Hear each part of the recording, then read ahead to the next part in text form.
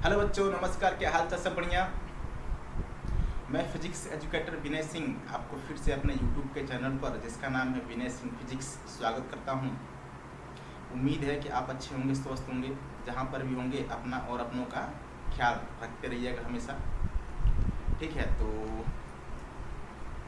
आप जानते हैं कि नीट का पेपर लीक हो चुका है ना। नीट का पेपर लीक हो चुका है और पेपर कैंसिल भी हो चुका है। नीट का जो पेपर था वो कैंसिल भी हो चुका है। होना भी चाहिए कैंसिल यार।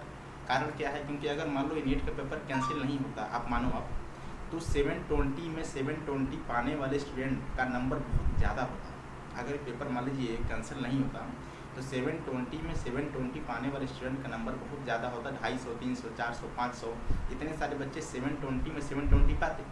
तो सोचो, अगर इतने सारे बच्चे याद है 2024 में 720 में 720 पाने वाले लगभग ज़्यादा बच्चे नहीं थे, फिर भी कट ऑफ 660 गया था, याद है ना। तो अगर सोचो 250-300 बच्चे अगर 720 में 720 पा रहे हैं, 250, 300, 400, 500 भी हो सकता है, क्योंकि पेपर लीक हुआ था वो। तो सोचो मेरिट कितनी हाई जाती, कट ऑफ कितना हाई जाता, 680, 690 के आसपास कट ऑफ जाता। जो सिलेक्शन लगभग ना के बराबर था। कुछ ही बच्चों का सिलेक्शन हो पाता, बाकी बच्चों का सिलेक्शन नहीं हो पाता। हाँ, पेपर बहुत अच्छा था यार, ईजी टू मॉडरेट, ईजी भी था, मॉडरेट भी था। पेपर बहुत अच्छा था, फिजिक्स, केमिस्ट्री, बायो का पेपर बहुत ही अच्छा था, ईजी टू मॉडरेट था, है ना। लेकिन अभी क्या कर सकते हैं, कुछ ऐसे दलाल हैं हमारे देश में जो पढ़ाई लिखाई करना जानते नहीं हैं। उनको यही चाहिए कि जो है कुछ ना कुछ गेस पेपर मिल जाए, पेपर ही मिल जाए, ताकि हम वहाँ से चीटिंग करके गवर्नमेंट मेडिकल कॉलेज में चले जाएं। ऐसे बहुत लोग हैं, है ना। तो ये हमारे सिस्टम का जो है फेलियर है। जिन्होंने कराया पेपर, NTA वालों ने, उनका फेलियर है ये। तो मेरा तो सिर्फ यही अनुरोध है गवर्नमेंट से कि जिन्होंने भी पेपर को लीक किया है उनको कड़ी से कड़ी सज़ा मिलनी चाहिए यार। क्योंकि बच्चों के फ्यूचर के साथ नहीं खेलना, किसी को भी खेलने का कोई हक नहीं है। बच्चों के फ्यूचर के साथ किसी को भी खेलने का कोई हक ही नहीं, है ना। क्योंकि आप जानते हैं मेडिकल ऐसा क्षेत्र है, क्योंकि यहाँ बच्चे 2 साल, 3 साल, 4 साल, 5 साल से लगातार मेहनत करते हैं, है ना। गवर्नमेंट का एक सीट पाने के लिए बच्चे लगातार मेहनत करते हैं, 2 साल, 3 साल, 4 साल, है ना। उनको लगता है कि इस साल हो जाएगा, माता पिता को भी लगता है कि हाँ मेरा बेटा पढ़ रहा है, इस साल उसका जो है एडमिशन हो जाएगा गवर्नमेंट मेडिकल कॉलेज में। और इस तरह का अगर मान लीजिए सिस्टम में फेलियर होगा तो फिर कैसे चलेगा, समझ रहे हो आप। क्योंकि 2 साल, 3 साल, 4 साल, 5 साल पढ़ाना आसान काम नहीं है ना। अगर कोई भी पेरेंट्स अपने बच्चों को 2 साल, 3 साल 12th के बाद पढ़ाते हैं, 3 साल, 4 साल, तो इतना आसान काम नहीं है पढ़ाना, समझ गए। बाहर का पढ़ाना, खाना पीना, कोचिंग का फीस बहुत ज़्यादा होता है। तो सिस्टम का फेलियर है, इसलिए बच्चों के फ्यूचर के साथ किसी को भी खेलने का कोई हक नहीं है ना। तो मेरा सिर्फ यही अनुरोध है गवर्नमेंट से कि जो भी इन्होंने किया है, जिन्होंने पकड़े तो गए हैं, उनको कड़ी से कड़ी सज़ा मिलनी चाहिए।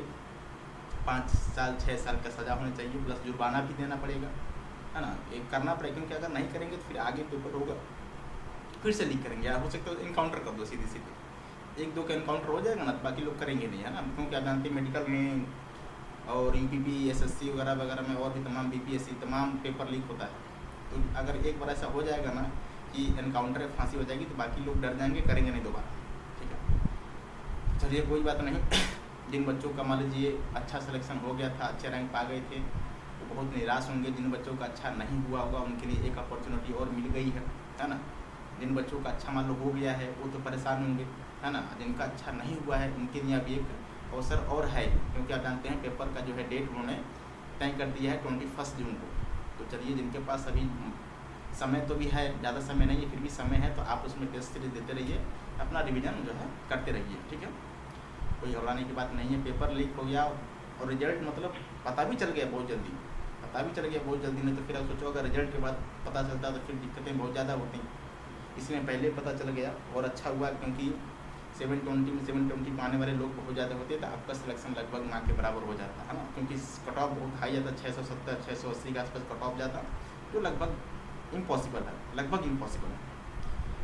तो चलिए आज का सेशन स्टार्ट करते हैं। आज का टॉपिक है इलेक्ट्रोमैग्नेटिक वेव्स। बहुत ही इंपॉर्टेंट टॉपिक है ये, इलेक्ट्रोमैग्नेटिक वेव्स। आज JEE एडवांस का पेपर भी है ना। तो बच्चे गए होंगे, पेपर दिए होंगे, है ना।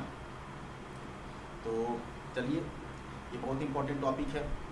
लेक्चर को जो है शुरू से अंत तक देखिएगा। इसमें JEE मेंस, नीट एडवांस के भी सवाल बहुत मतलब अच्छे मैंने इसमें डाले हुए हैं। JEE मेंस 2026 का अप्रैल शिफ्ट, जनवरी शिफ्ट 25 का भी सवाल है, नीट का भी सवाल है, और JEE एडवांस के भी सवाल है। 25 के हैं, 24 के हैं, 23 के हैं, JEE एडवांस के सवाल है। बहुत अच्छा टॉपिक है ये इलेक्ट्रोमैग्नेटिक वेव। हर साल इससे एक सवाल आता है JEE एडवांस में, नीट में और मेंस में। तो चलिए सेशन को स्टार्ट करते हैं।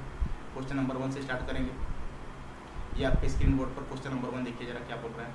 कह रहे हैं कि अ क्यूब ऑफ यूनिट वॉल्यूम दिया गया कंटेंस जो है इतना फोटोन आ रहा है। पर यूनिट वॉल्यूम में बोला गया इन्होंने साफ साफ बोल दिया है कि यूनिट वॉल्यूम का मतलब होता है यार कि वॉल्यूम 1, ठीक ना, 1 मीटर क्यूब इतने फोटोन आ रहे हैं, ठीक ना, ये आपको दिया गया है, ठीक ना। फ्रीक्वेंसी ये फोटोन का जो फ्रीक्वेंसी मतलब लाइट का जो फ्रीक्वेंसी ये भी दे दिया गया है, ठीक ना।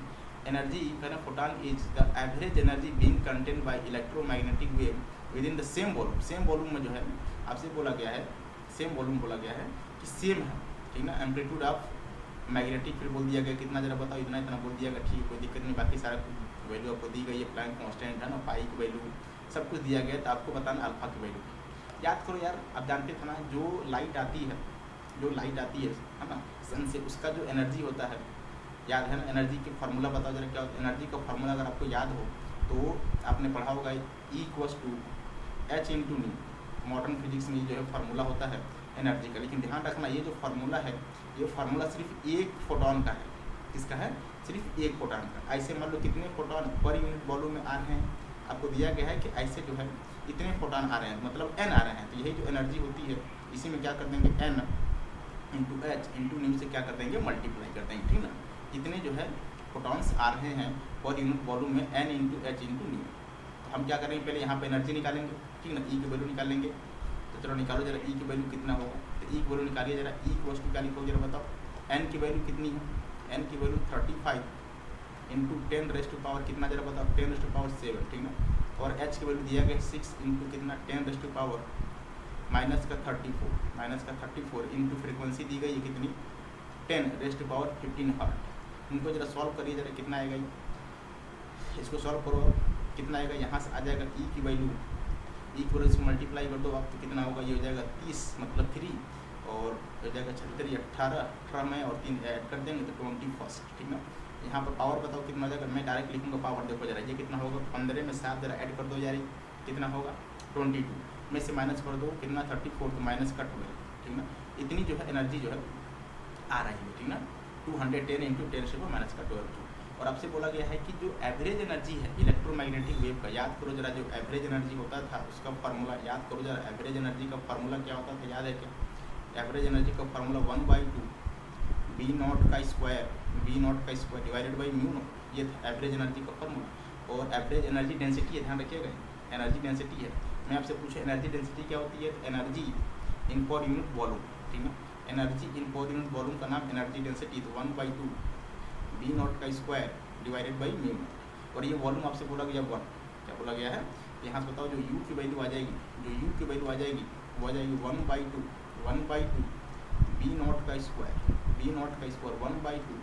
V0² divided by μ0 into volume.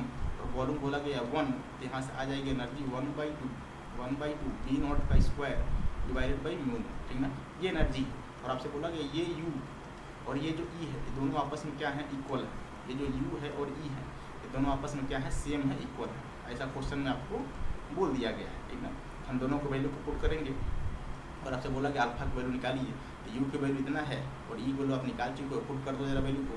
तो मैं अगले पेज पे जाऊँगा। U की वैल्यू बताओ कितनी है, E की वैल्यू कितनी है, 210 × 10⁻, आप लिखिए जरा 210, ठीक ना, इंटू 10⁻⁻ कितना है, -12, ठीक ना। ये एनर्जी है। और U की वैल्यू कितनी आई, तो 1/2 V0², ठीक ना, डिवाइडेड बाई μ की वैल्यू कितनी होती है, तो 4π। μ की वैल्यू आप अच्छी तरीके से जानते हैं, 4π × 10⁻⁻⁻⁻। बताओ यहाँ से मल्टीप्लाई कर दो, ये हो जाएगा 8 × पाई। तो बताओ यहाँ से मैं पूछूँगा आपसे V0² कितना आ जाएगा, तो बताओ V0², 4 × 2 = 8, ठीक ना। तो 210, ठीक ना, इंटू 8, ठीक ना।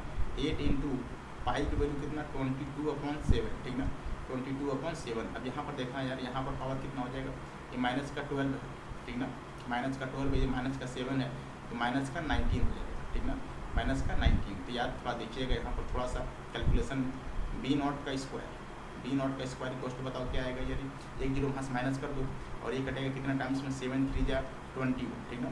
3 8 कितना, इसमें मल्टीप्लाई कर दो जरा, 3 8 या 22 में 3 का मल्टीप्लाई 66, ठीक ना, इंटू 8, 66 × 8 ऐसे लिख लो, 66 क्योंकि 22 में, अच्छा 3 है ना यहाँ 3, 66 मल्टीप्लाई बाई 8, ठीक ना, इंटू 10⁻, कितना हो जाएगा माइनस का 18, कितना हो जाएगा माइनस का 18। इसको सॉल्व करेंगे ये हो जाएगा कितना बताओ, ये हो जाएगा आपको 40, ठीक ना। 8 और 6 में मल्टीप्लाई करोगे तो 48, 8 बनेगा यहाँ पर यार, 8, ठीक ना, 8 बनेगा 8 में, और यहाँ पर फिर करेंगे तो कितना होगा बताओ, इसमें ऐड कर दो तो 52 इंटू कितना 10⁻, माइनस का 80, ठीक ना, माइनस का 80। तो यहाँ बताओ b की वैल्यू कितना आएगी, इसको अंडर रूट में लिख लीजिए आप, इसको आप अंडर रूट में लिखिए, अंडर रूट में बताओ कितनी आएगी, अंडर रूट में वैल्यू आएगी आपकी, ये अंडर रूट में वैल्यू कितनी आएगी, तो अंडर रूट में देखो जरा 528 मल्टीप्लाई बाई 10⁻, माइनस का 18, ठीक है। अब 528 का देखो रूट हमें पता होना चाहिए, 528 का रूट कितना होगा, देखो अगर मान लीजिए 20 होता, मतलब 400 होता, तो 400 का रूट कितना होता 20, कितना होता।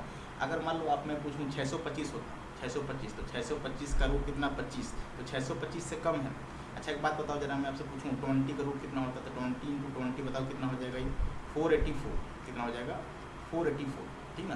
तो 484 से ज़्यादा है, 484 से ज़्यादा है, या ऐसे कहूँ कि 2 3 का बताओ 2 बार मल्टीप्लाई कर दो, बताओ कितना हो जाएगा, 3 3 जा 9, 3 2 जा 6, ठीक ना, 2 3 जा 6, 2 2 जा 4, हो जाएगा 9, हो जाएगा 2, और जाएगा इतना, ठीक ना। मतलब ये है, देखो कहीं गलत हो रहा है क्या, 3 3 जा 9, 3 2 जा 6, 2 3 जा 6, 2 2 जा 4, तो 628 से देखो 629 है, तो ये 629 से भी कम है, 629 से भी कम है, मतलब 628 से 629 होता है, तो याद करो जरा वैल्यू कितनी आ जाती है यार, ये 23, लेकिन 628 से एक कम है, तो लगभग हम इसको मान सकते हैं। देखो उन्होंने क्या लिखा है, इंटीजर में वैल्यू दिया, इनको वैल्यू क्वेश्चन में देना चाहिए यार, ये वैल्यू अप्रॉक्स में देनी चाहिए। तो जो वैल्यू आती है अप्रॉक्स में, ठीक ना, ये जो वैल्यू आती है अप्रॉक्स में ये आती है 22 पॉइंट, इसका हम जो है, क्योंकि 22 पॉइंट में आएगा यार, तो हम इसका रूट निकालेंगे। ये वैल्यू क्वेश्चन में गिवन होनी चाहिए, क्योंकि वहाँ इंटीजर है।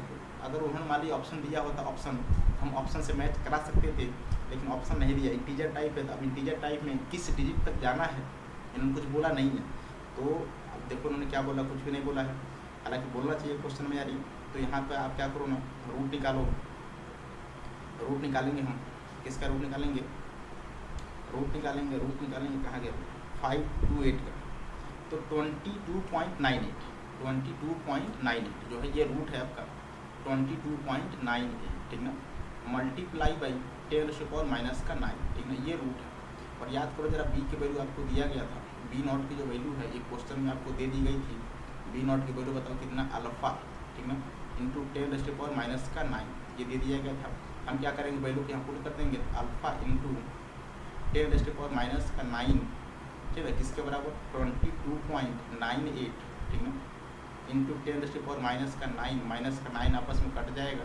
बताओ यहाँ से अल्फ़ा की वैल्यू कितनी आएगी यार, अल्फ़ा की वैल्यू 22.98, अल्फ़ा की वैल्यू 22.98। ये आपको जो है वैल्यू क्वेश्चन में देनी चाहिए यार, क्योंकि अगर नहीं दोगे तो किस अंक तक हमें जाना है राउंडिंग ऑफ करके ये भी पता होना चाहिए, ठीक ना। इसलिए ये आंसर होना चाहिए मेरे हिसाब से, ठीक ना, 22.98। तो हमारा ये आंसर हो जाएगा 22.98। तो आप यहाँ पर क्या भरोगे, 22.98, ये हमारा आंसर हो जाएगा। तो फिर जे एडवांस क्वेश्चन है यार 2025, ठीक है, पेपर 1 का क्वेश्चन है यार। जब अगला क्वेश्चन देखते हैं क्या है, अगला क्वेश्चन कह रहे हैं कि displacement current of 4 ampere can be set up in space between 2 parallel plates of 6 microfarad capacitor. कहना कि the rate of change of potential difference across the plate of capacitor. आप जानते हो डिस्प्लेसमेंट करंट का जो कॉन्सेप्ट होता है, मैंने आपको बताया था कि IC की वैल्यू क्या होती है, ID, मतलब कंडक्शन करंट की वैल्यू किसके बराबर, I डिस्प्लेसमेंट, ना, कंडक्शन करंट की वैल्यू किसके बराबर होती है, डिस्प्लेसमेंट करंट के बराबर होती है। अब डिस्प्लेसमेंट करंट क्या होता है अभी समझाते हैं, ठीक ना। अब IC क्या होगा बताओ जरा, I क्या होता है, आप जानते हो I की वैल्यू होती है rate of change of charge, मतलब rate of flow of charge. तो dQ/dt क्या होता है, dQ/dt।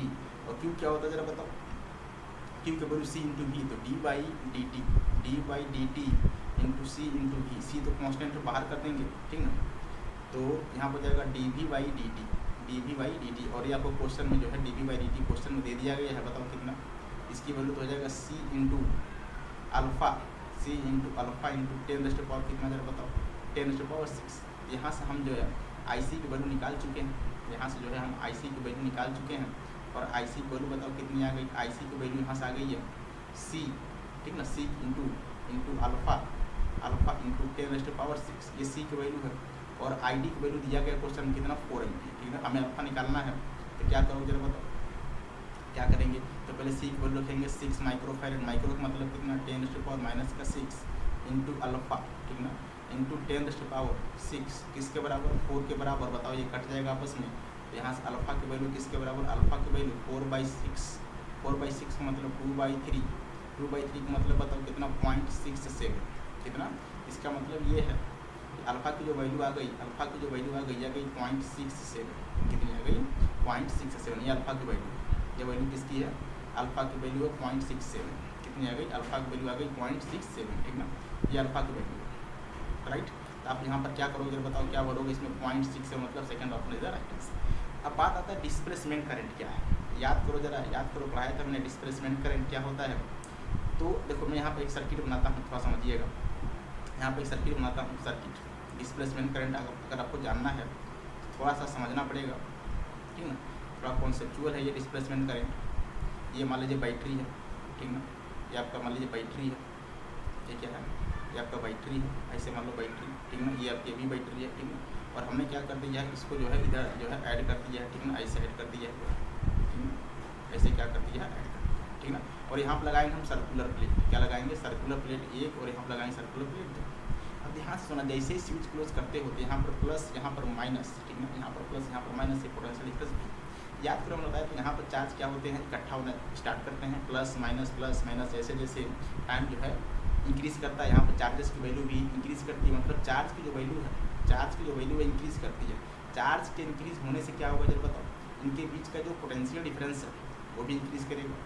पोटेंशियल डिफरेंस इंक्रीज होने से क्या होगा जब बताओ, इनके बीच का जो इलेक्ट्रिक फील्ड है, इनके बीच में जो इलेक्ट्रिक फील्ड है, इनके बीच में जो ये इलेक्ट्रिक फील्ड है, ये भी क्या होती है जरा बताओ, ये भी इंक्रीज़ करती है, टाइम के साथ इंक्रीज़ करती है। इनके बीच में जो इलेक्ट्रिक फील्ड है, ये जो इलेक्ट्रिक फील्ड है, ये भी इलेक्ट्रिक फील्ड क्या करती है, टाइम के साथ इंक्रीज़ करती है।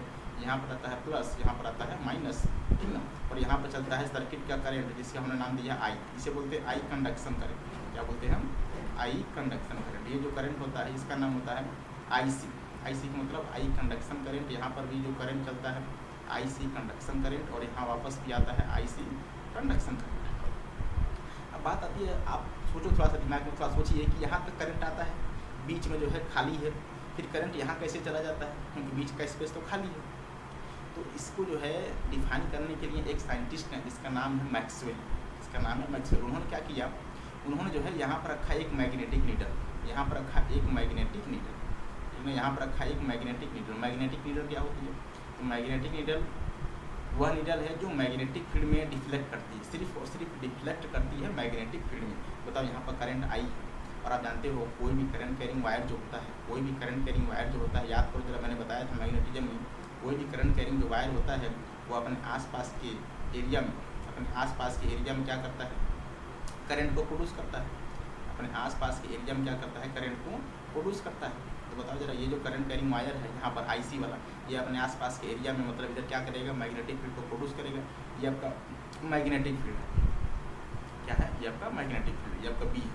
बताओ ये जो नीडल है ये मैग्नेटिक फील्ड के रीजन में है, तो तुरंत डिफ्लेक्ट कर जाता है। ये बताओ जैसे ही उन्होंने इस नीडल को यहाँ पर रखा, जैसे ही उन्होंने इस नीडल को यहाँ पर रखा, इनके बीच में यहाँ पर कहीं रखा, यहाँ पर रखते ही, ध्यान रखना, सुनना जरा, यहाँ पर रखते ही ये मैग्नेटिक नीडल फिर से डिफ्लेक्ट हो गया।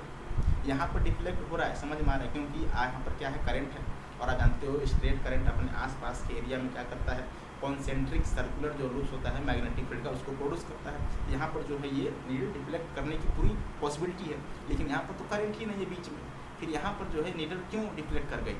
तो उन्होंने बहुत दिमाग लगाया, सोचा, उन्होंने देखा कि यहाँ पर भी जो है नीडल क्या हो रही है, डिफ्लेक्ट हो रही है। फिर उन्होंने एक लॉ दिया कि जो यहाँ आप जानते हो ये जो इलेक्ट्रिक फील्ड है, ये इलेक्ट्रिक फील्ड क्या हो रही है, टाइम के साथ चेंज हो रही है, इंक्रीज़ कर रही है, टाइम के साथ इंक्रीज़ कर रही है। ये जो इलेक्ट्रिक फील्ड है ये चेंजिंग इलेक्ट्रिक फील्ड है विद रिस्पेक्ट टू टाइम।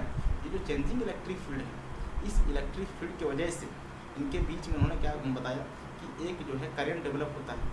ये जो चेंजिंग इलेक्ट्रिक फील्ड है ये प्रोड्यूस करता है एक करंट जिसका नाम होता है डिस्प्लेसमेंट करंट, है ना। ड्यू टू चेंजिंग, देखो ये जो करंट आएगा डिस्प्लेसमेंट करंट, ये चार्ज के फ्लो होने से नहीं होता है, क्योंकि आप जो सिंपल करंट पढ़ते हो वो क्या होता है बताओ जरा, rate of flow of charge dQ/dt, dQ/dt rate of flow of charge. लेकिन जो ID होता है ये चार्ज के फ्लो होने से प्रोड्यूस नहीं होता है, ये प्रोड्यूस होता है इलेक्ट्रिक फील्ड के चेंज होने से विद रिस्पेक्ट टू टाइम। तो उन्होंने बताया कि जो है इनके बीच में जो है इलेक्ट्रिक फील्ड टाइम के साथ लगातार चेंज हो रहा है, और ये जो चेंजिंग इलेक्ट्रिक फील्ड है यही क्या कर रही है, इनके बीच में जो है एक करंट को जो है प्रोड्यूस करे जिसका नाम है डिस्प्लेसमेंट करंट, और ये जो डिस्प्लेसमेंट करंट है ये प्रोड्यूस करता है मैग्नेटिक फील्ड, है ना। तो बहुत सारे साइंटिस्ट इस बात को जो है इनकार करने से मतलब इनकार कर दिए, इस बात को मानने को तैयार ही नहीं थे कि मैग्नेटिक फील्ड जो है विदाउट करंट, है ना, without current magnetic field exist कर सकता है।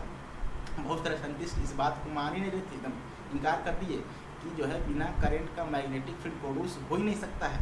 तो उन्होंने बताया कि यहाँ पर जो करंट मतलब मैग्नेटिक फील्ड है वो करंट की वजह से डेवलप नहीं हुआ है, due to changing electric field, है ना। इलेक्ट्रिक फील्ड के चेंज होने की वजह से एक डिस्प्लेसमेंट करंट है। उन्होंने जो है क्या किया, यहाँ पर जो है एक जो है वायर यहाँ पर ऐड कर दिया, है ना, एक्सटेंशन वायर ऐड कर दिया, और इस एक्सटेंशन वायर में जो करंट फ्लो होता है उसका नाम होता है ID, उसका नाम होता है ID, डिस्प्लेसमेंट करंट। डिस्प्लेसमेंट नाम क्यों पड़ा है, क्योंकि जो बीच का जो मीडियम है मतलब ये एयर वैक्यूम उसको उन्होंने हटाया, तो हटा कर लगा दिया एक एक्सटेंशन वायर, रिप्लेस कर दिया, है ना, डिस्प्लेस कर दिया, उस जो है मीडियम को डिस्प्लेस करके लगा दिया एक एक्सटेंशन वायर, इसलिए इसका नाम पड़ा है डिस्प्लेसमेंट करंट। और ये डिस्प्लेसमेंट करंट ध्यान रखना चार्ज के फ्लो होने से स्टार्ट नहीं होती है, चार्ज के फ्लो होने से प्रोड्यूस नहीं होता है, इलेक्ट्रिक फील्ड के चेंज होने से प्रोड्यूस होता है, समझ गया ना। तो बहुत सारे साइंटिस्ट जब देखे हाँ भाई यहाँ पे इलेक्ट्रिक फील्ड चेंज हो रही है, फिर उन्होंने क्या किया बाद में, जब ये जो है कैपेसिटर जब फुल चार्ज हो गया, जब ये कैपेसिटर फुल चार्ज होता है आप जानते हो, जब इस पर चार्ज आता है प्लस का क्यू, इस पर आता है प्लस का क्यू, इस पर आता है माइनस का क्यू, जब ये फुल चार्ज हो जाता है इनके बीच का जो इलेक्ट्रिक फील्ड है ये कांस्टेंट हो जाती है, और जब कांस्टेंट हो जाती है तो उसकी जो वैल्यू होती है याद करो जरा, मैंने बताया था सिग्मा अपॉन एप्सिलॉन नॉट, कितना होता है sigma upon epsilon, electric field की जो वैल्यू होती है सिग्मा अपॉन एप्सिलॉन नॉट, इनके बीच की जो इलेक्ट्रिक फील्ड होती है, इनके बीच का जो इलेक्ट्रिक फील्ड होता है वो कितना होता है जरा बता, सिग्मा अपॉन एप्सिलॉन, ये होता है उनके बीच का electric field sigma upon epsilon. और ये तब होता है जब इनके बीच का जो है इलेक्ट्रिक फील्ड कांस्टेंट हो जाता है, मतलब ये समय होता है t बराबर इनफाइनाइट पर, स्टेडी स्टेट में कब होता है, स्टेडी स्टेट में जब जो है इन पर चार्ज कांस्टेंट हो जाता है तो फील्ड भी कांस्टेंट हो जाती है। जब फील्ड कांस्टेंट हो जाती है तो ध्यान रखना उस कंडीशन में जो है ID की वैल्यू क्या होती है, जीरो हो जाती है, ID की वैल्यू जीरो हो जाती है। तब साइंटिस्टों ने माना हाँ बात सही है, क्योंकि जब इनके बीच का जो है इलेक्ट्रिक फील्ड कांस्टेंट हो जाता है तब ये मैग्नेटिक नीडल जो है डिफ्लेक्ट नहीं करती है। जब ये कैपेसिटर जो प्लेट हैं जब ये फुल चार्ज हो जाते हैं तो ये नीडल डिफ्लेक्ट नहीं करती है। हाँ जब तक ये चार्ज होते हैं, जब तक इनके बीच में इलेक्ट्रिक फील्ड चेंज होता है तब तक जो है ये जो नीडल है ये डिफ्लेक्ट करता है, लेकिन फुल चार्ज होने के बाद ये नीडल डिफ्लेक्ट होना बंद कर देता है।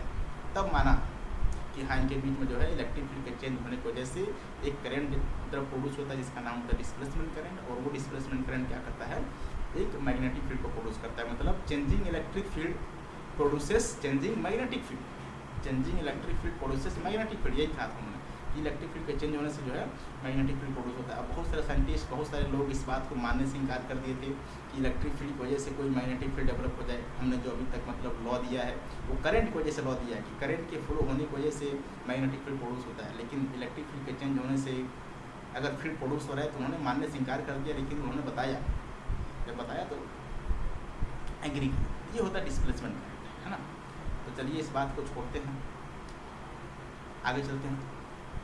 कह रहे हैं मैग्नेटिक फील्ड वेक्टर इन इलेक्ट्रोमैग्नेटिक दिया गया है B = B0 इतना दिया गया, ठीक है कोई दिक्कत नहीं है। कह रहे हैं एसोसिएट विथ इलेक्ट्रिक फील्ड का जो है इक्वेशन आप जानते हो ये B0 है। इलेक्ट्रिक फील्ड का जो इक्वेशन होता है याद करो जरा, मैंने बताया था इलेक्ट्रिक फील्ड का इक्वेशन होता है E = E0, सेम वही रहेगा, सेम फेज में यहाँ पर हो जाएगा साइन, यहाँ पर हो जाएगा सेम वही 2π v × t minus 2πx upon lambda, ठीक ना। और यहाँ पर देखो डायरेक्शन, यहाँ पर आप डायरेक्शन निकालना है, ठीक ना। अब ये E0 है, अब ये इस E0 की वैल्यू कैसे निकालते हो, तो E0 की फार्मूला आप जानते हो क्या होता है। अब एक फार्मूला पढ़ा आपने C = रिलेशन बिटवीन C और E और B, तो C = फार्मूला होता है E0, ठीक ना, डिवाइडेड बाई B0, ये फार्मूला होता है। C का नाम स्पीड ऑफ लाइट, ठीक ना। बताओ यहाँ से B0 की वैल्यू किसके बराबर आ जाएगी, यहाँ से B0 की वैल्यू आ जाएगी C × E0, हम E0 निकालना ना, तो C × B0, C × B0 यहाँ पर लिख देंगे C × B0। अब C क्या है, स्पीड ऑफ लाइट है, और C को जानते हो क्या होता है, फ्रीक्वेंसी, मतलब फ्रीक्वेंसी × वेवलेंथ। बताओ यहाँ से मैं आपसे पूछूँ कि B की बताओ B0 की वैल्यू कितनी आ गई, है ना, बी नॉट नहीं सॉरी ई नॉट की वैल्यू कितनी आ गई, तो ई नॉट की जो वैल्यू आ जाएगी बताओ जरा, फ्रीक्वेंसी ठीक ना into wavelength into B naught ये आ जाएगा। यहाँ पर भी थोड़ा इसको रिमूव करेंगे, यहाँ पर हो जाएगा ई नॉट, क्या हो जाएगा ई नॉट, यहाँ पर लिख लो ई नॉट ठीक ना, ये हो जाएगा ठीक ना, ये हो गया आपका ठीक ना एम्पलीट्यूड, क्या हो गया एम्पलीट्यूड। अब देखो यहाँ पर जो है इलेक्ट्रिक फील्ड आपसे सॉरी मैग्नेटिक तो बोला गया जे डायरेक्शन में, किधर बोला गया है जे का मतलब प्लस वाई में, और जो वेव है वो प्रोपिगेट कर रहा है। यहाँ पे देखो ये जो होता है, ये जो लिखा हुआ ना, ये ओमेगा टी माइनस के एक्स, ये जो है फेज को रिप्रेजेंट करता है, इसको फेज को, टोटल फेज को। देखो यहाँ पर जो है वेव किस डायरेक्शन में प्रोपिगेट कर रहा है उसको रिप्रेजेंट करता है। यहाँ पर लिखा एक्स, एक्स का मतलब जो वेव है वो किधर जा रही है, प्लस एक्स में। अगर माइनस है, अगर टी और एक्स के बीच में माइनस होता है, इसका मतलब ये होता है कि जो वेव है वो वेव किधर जा रही है, इधर बताओ प्लस एक्स में, वेव किधर जा रही है प्लस एक्स में। अगर उनके बीच का जो है साइन माइनस होगा तो माइनस का मतलब वेव किधर जाएगी, लेफ्ट साइड। अगर प्लस है इसका मतलब जो है वेव किधर जा रहा है, राइट साइड, किधर जा रहा है राइट साइड ठीक है। तो ये तो ठीक है, राइट साइड जा रहा है। अब डायरेक्शन निकालना है, आप जानते हो कि जो सी होता है, C propagation of light, B C vector, B vector और ई वेक्टर, तीनों आपस में क्या होते हैं, म्यूचुअली परपेंडिकुलर होते हैं। आपको पता है सी बी और ये ई तीनों आपस में क्या होते हैं, म्यूचुअली परपेंडिकुलर होते हैं। अगर जो है लाइट का जो प्रोपगेशन एक्स के लॉन्ग है और अगर मैग्नेटिक फील्ड जे के लॉन्ग है, तो जो इलेक्ट्रिक फील्ड होगी वो किधर होगी, के लॉन्ग। अब के में देखो, अब के में देखो ये या तो ये हो सकता है, या तो ये हो सकता है, या तो ये हो सकता है, तो ये दोनों आपस में गलत हो गए, ये दोनों आपस में गलत हो गए। अब यहाँ पर माइनस है प्लस है, अब यहाँ से जो है फार्मूला है डायरेक्शन निकालने का, फार्मूला क्या है इसको जो है नोट कर लीजिएगा। बी का जो यूनिट वेक्टर होता है उसका फार्मूला लिखेंगे, सी का यूनिट वेक्टर यहाँ पर लिखेंगे, फार्मूला एक फार्मूला है उसको नोट करिएगा। बी का जो यूनिट वेक्टर है ठीक ना, सी का यूनिट वेक्टर क्रॉस प्रोडक्ट ई का जो है यूनिट वेक्टर, ये होता है फार्मूला। अब देखो हमें बी निकालना है ठीक ना, अब देखना है बी हमें निकालना है। सी बताओ, सी का मतलब स्पीड ऑफ लाइट, मतलब क्या है जरा बताओ, आई के किधर है, क्रॉस जे के, आई को क्योंकि जो ई है किधर है बताओ, जे के मतलब जे के लॉन्ग दिया गया, सॉरी बी के हमें ई के निकालना है यार, कोई दिक्कत नहीं, कोई दिक्कत। एक सेकेंड, ये हो जाएगा आपका, ये हो जाएगा ई का ठीक ना। अब देखो हमें बी का यहाँ पर दिया गया है, बी का जो है डायरेक्शन दिया गया है प्लस का जे का, क्या दिया गया है प्लस का जे का, और यहाँ पर आई जो है ये प्लस का आई कैप है। बताओ यहाँ पर क्या डायरेक्शन होना चाहिए कि जे कैप आ जाए, तो आप अच्छे तरीके से जानते हो, देखना जरा ध्यान से कि अगर ऐसे बनाया जाए तो ये आई कैप होता है ठीक ना, ये जे कैप होता है ठीक, और ये के कैप होता है ठीक ना। हमें क्या लेकर आना है, जे कैप, क्या लेकर आना है जे कैप, बताओ। और प्लस का जे कैप, तो आई क्रॉस के कैप, आई क्रॉस के कैप क्या होता है, माइनस का जे कैप होता है, क्योंकि हम जा रहे हैं मतलब एंटी क्लॉकवाइज, ऐसे जरा क्लॉकवाइज है ना, ऐसे जा रहे हैं, ऐसे जाएंगे एंटी क्लॉकवाइज तो पॉजिटिव लेते हैं, क्लॉकवाइज जाओगे तो नेगेटिव लोगे, लेकिन यहाँ पर प्लस का जे है, इसका मतलब जरा बताओ सीधे सीधे क्या है, इसका मतलब ये है कि आई और अगर माइनस का के ले लें हम, तो आई और माइनस के, तो माइनस तो ये जो है फार्मूले में आएगा, और माइनस माइनस क्या हो जाएगा प्लस का जे का। इसका मतलब जरा बताओ जो आपका इलेक्ट्रिक फील्ड है उसका डायरेक्शन बताओ किधर होना चाहिए, माइनस का के कैपिटल, माइनस का के कैपिटल। इसका मतलब ये है यहाँ पर जो डायरेक्शन लगाओगे आप बताओ क्या लगाओगे, माइनस का के कैप। इसका मतलब यहाँ पर लिखेंगे, देखिए मैं यहाँ पर लिख रहा हूँ ई की वैल्यू, यहाँ पर लिख रहा हूँ जो है इलेक्ट्रिक फील्ड की वैल्यू लिख रहा हूँ। ई की वैल्यू क्या लिखोगे जरा बताओ, ई वेक्टर, ई की वैल्यू ई नॉट की वैल्यू कितना थी जरा बताओ, ई नॉट की वैल्यू जो है, ई नॉट की वैल्यू कितनी था, ई नॉट की value frequency lambda into B naught, लिखेंगे frequency lambda into B naught, आगे बोलो जरा साइन, साइन यहाँ पर क्या था जरा बताओ, 2 पाई टी इंटू कितना था 2 पाई वी टी, मतलब ये फ्रीक्वेंसी है 2 pi V T minus 2 pi X divided by बताओ क्या है, minus 2 pi X divided by lambda, और यहाँ पर जो डायरेक्शन होगा बताओ जरा, माइनस होगा तो माइनस यहाँ पर लगा दो, और यहाँ पर आप लगा दो की, क्या लगा दीजिए की। ये जो है इलेक्ट्रिक फील्ड का जो है इक्वेशन हो जाएगी, इलेक्ट्रिक फील्ड का जो है इक्वेशन हो जाएगी। आप आंसर पर जा सकते हो, कौन सा आंसर आ रहा है ना, आप आंसर को मैच कर सकते हो, कौन सा आंसर जो है मैच कर रहा है। देखिए जरा माइनस वाला होगा यार, तो ये माइनस वाला होगा, minus lambda into V naught into इतना माइनस वाला, प्लस वाला जो है गलत हो जाएगा। तो ये भी देखो 2026 का ही क्वेश्चन है, 4th अप्रैल का क्वेश्चन है। अगला क्वेश्चन देखते हैं क्या है, कह रहे हैं कि N N electromagnetic wave travel in free space, X direction बोल दिया गया, कोई दिक्कत नहीं। एट अ पर्टिकुलर स्पेस बोला गया, वी की वैल्यू इतनी दी गई है, एसोसिएट विद टाइम करें तो value of corresponding electric field है ना, किसी टाइम पर आपको बोला गया इतना है, तो आपसे बोला गया value of corresponding electric field I at this point. याद करो जरा फार्मूला, फिर से मैंने कहा था फार्मूला लगाएंगे, कौन सा बताओ जरा, सी इक्वल्स टू क्या लगाओगे formula, E upon B, C equals to E upon B, ये फार्मूला होता है, ये फार्मूला होता है। सी क्या होता है, speed of light, E electric field, B magnetic field. इसी फार्मूला हम वैल्यू को पुट कर देंगे, वैल्यू को जरा पुट कर दीजिए। सी की वैल्यू बताओ कितनी है, सी की वैल्यू आप अच्छे तरीके से जानते हैं कितना होता है, जरा बताओ। सी की वैल्यू जो होती है 3 × 10⁻⁸, ठीक ना, इक्वल्स टू ई हमें चाहिए और बी हमें दिया गया है, बी की वैल्यू कितना दिया गया 2 × 10⁻⁷ कितना -7। तो जरा बताओ यहाँ से जरा मल्टीप्लाई कर दो यार, मल्टीप्लाई कर दो, तो मल्टीप्लाई कर दोगे बताओ कितना आएगा, ये 2 3 जा 6, 2 3 जा 6 इंटू कितना, यहाँ पर सिर्फ एक ही बचेगा, मतलब 60, कितना जाएगा 60 वोल्ट पर मीटर। मतलब जो ई की वैल्यू आ गई, जो ई की वैल्यू आ गई कितनी आ गई 60 वोल्ट पर मीटर, 60 वोल्ट पर मीटर, ये ई की वैल्यू।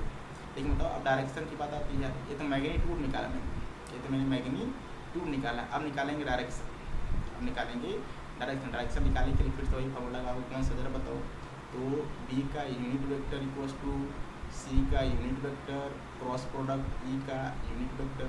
अब देखो जरा, बी हमें दिया गया जे कैप में, बी हमें दिया गया जे कैप में, और सी बोला गया आई, मतलब ये हो जाएगा। फिर बताओ ई किधर होना चाहिए, माइनस का के कैप होना चाहिए, क्योंकि जब आई क्रॉस के जाओगे तो माइनस के, माइनस प्लस है तो माइनस माइनस क्रॉस हो जाएगा। इसका मतलब इलेक्ट्रिक फील्ड का जो वैल्यू आएगी विद डायरेक्शन, इलेक्ट्रिक फील्ड की जो वैल्यू आएगी विद डायरेक्शन, बताओ कितनी आएगी, इलेक्ट्रिक फील्ड की जो वैल्यू आएगी विद डायरेक्शन बताओ कितनी आएगी। यहाँ पर मैं लिख रहा हूँ, देखिए जरा, इलेक्ट्रिक फील्ड की वैल्यू विद डायरेक्शन माइनस का कितना 60 के का, माइनस का 60 के का वोल्ट पर मीटर। ये जो है फाइनल आंसर है, ये क्या है आपका फाइनल आंसर है, राइट। तो आप मैच कर सकते हो कौन सा आंसर मैच कर रहा है, आप मैच कर सकते हो बिल्कुल एकदम। तो माइनस का 60 के का, देखो 60 भी है, प्लस का भी है, माइनस का भी है, तो जगह सेकंड ऑप्शन है राइट आंसर 2026 2 अप्रैल। अगला क्वेश्चन देखेंगे, आपसे बोला गया है कि इन electromagnetic wave travelling in X direction described by equation बोला गया। कोई दिक्कत नहीं, पहले क्या कर दो ना, पहले इसका जो ओमेगा से मल्टीप्लाई करो। बताओ जरा ई वाई का दिया गया है, तो बताओ अगर हम मल्टीप्लाई कर देंगे तो 300 साइन, ठीक ना, omega T, sign omega T minus, अब देखिए ओमेगा बाई सी का मतलब कितना की, ओमेगा बाई सी का मतलब की, क्योंकि आप जानते हो जो सी होता है, बताओ क्या होता है, ओमेगा बाई सी। सी की जो वैल्यू होती है स्पीड ऑफ लाइट कितनी होती है जरा बताओ, सी की जो वैल्यू यहाँ पर लिख रहा हूँ देखिएगा जरा, सी की जो वैल्यू होती है स्पीड ऑफ लाइट, ये होता है ओमेगा बाई की, क्या होता है ओमेगा बाई की। यहाँ से आप चाहो तो लिख सकते हो के की वैल्यू ओमेगा बाई सी, क्या लिख सकते हो, के की वैल्यू ओमेगा बाई सी, ये आप लिख सकते हैं डायरेक्ट, ठीक ना। तो देखिएगा हम इसी फार्मूला का यूज़ करेंगे, ठीक है। आपसे बोला गया है कि structure moving by direction only the speed, मतलब कोई इलेक्ट्रॉन है जिसका स्पीड दिया गया, इलेक्ट्रॉन का स्पीड दिया गया कितना जरा बताओ 1.5 इंटू कितना 10⁻⁶ मीटर पर सेकेंड, ये इलेक्ट्रॉन का स्पीड करें। Maximum electric field and magnetic force, maximum electric and magnetic force, maximum का मतलब क्या होता है जरा बताओ एम्पलीट्यूड, क्योंकि इलेक्ट्रिक फील्ड की मैक्सिमम वैल्यू कितनी होती है ई नॉट, और मैग्नेटिक फील्ड की मैक्सिमम वैल्यू कितनी होती है बी नॉट।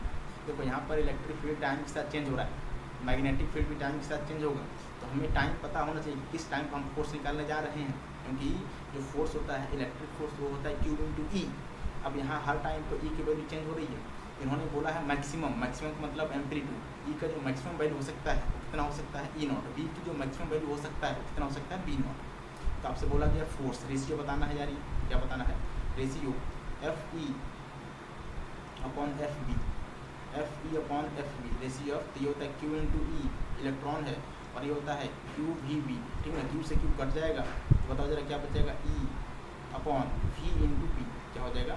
और याद करो जरा, ये तो आपका इलेक्ट्रॉन की स्पीड है, तो चाहो तो आप, अच्छा E/B क्या है जरा बताओ C, क्योंकि C की वैल्यू क्या होती है E/B, याद है अभी का, अभी लिखा था लास्ट वाले फार्मूले में, C की जो वैल्यू होती है E/B, तो चाहो तो आप लिख सकते हो V क्या है, ये ध्यान रखना, V जो है इलेक्ट्रॉन का स्पीड है, C क्या है स्पीड ऑफ लाइट है, C क्या है स्पीड ऑफ लाइट है। वैल्यू को पुट करेंगे यहाँ पर हम, वैल्यू को पुट करेंगे, बताओ जरा वैल्यू को जब पुट करोगे तो एफ ई, ठीक ना, divided by F B magnetic field upon इतना, तो क्या जाएगा सी अपॉन वी।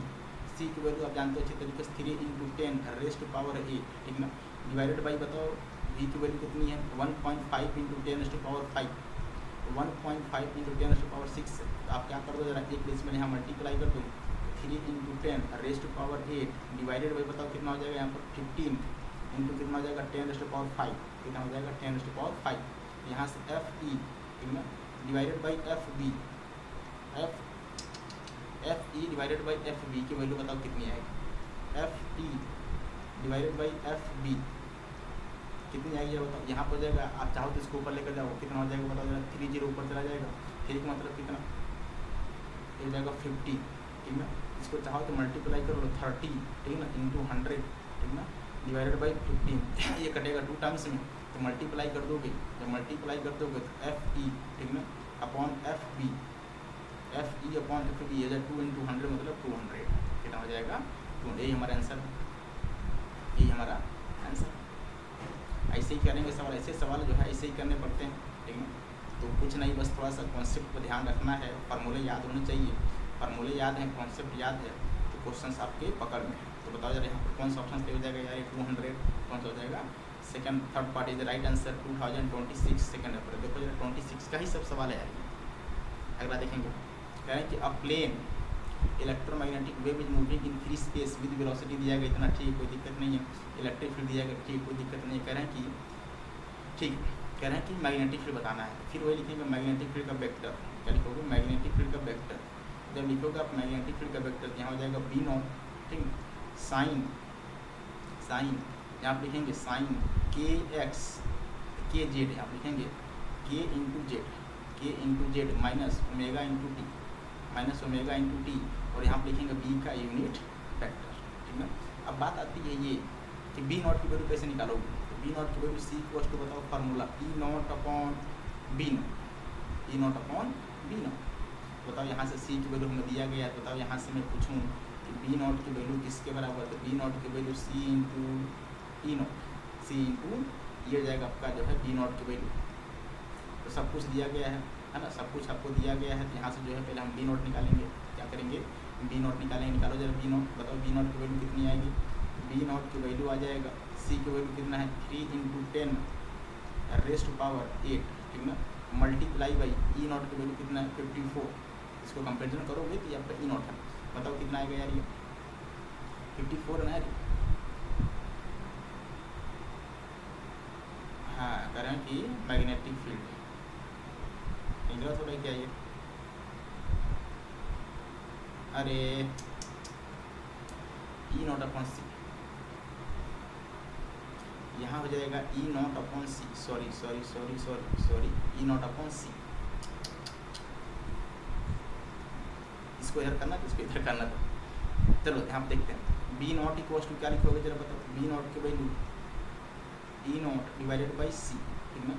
अब ई नॉट की वैल्यू 54, ठीक ना, और सी की वैल्यू 3 इंटू कितना 10 टू पावर 8। बताओ ये कटेगा कितने टाइम्स में, 18 टाइम्स में, 1 मतलब 18 इंटू 10 टू पावर माइनस का 8, ठीक ना। लेकिन यहाँ पर देखो हर जगह 1.8 है, इसका मतलब बी नॉट की वैल्यू आप कितना लिख सकते हो जरा बताओ, बी नॉट की वैल्यू को लिख सकते हो 1.8, ठीक ना, इंटू 10 टू पावर माइनस का 7। ये आपका बी नॉट निकल गया, मतलब maximum value of magnetic, maximum value of magnetic field. ये मैक्सिमम वैल्यू है मैग्नेटिक फील्ड, ठीक ना, ये मैक्सिमम वैल्यू है मैग्नेटिक फील्ड। अब हम क्या करेंगे जरा बताओ, सब कुछ ठीक है, ये सब कुछ हो ही रहेगा।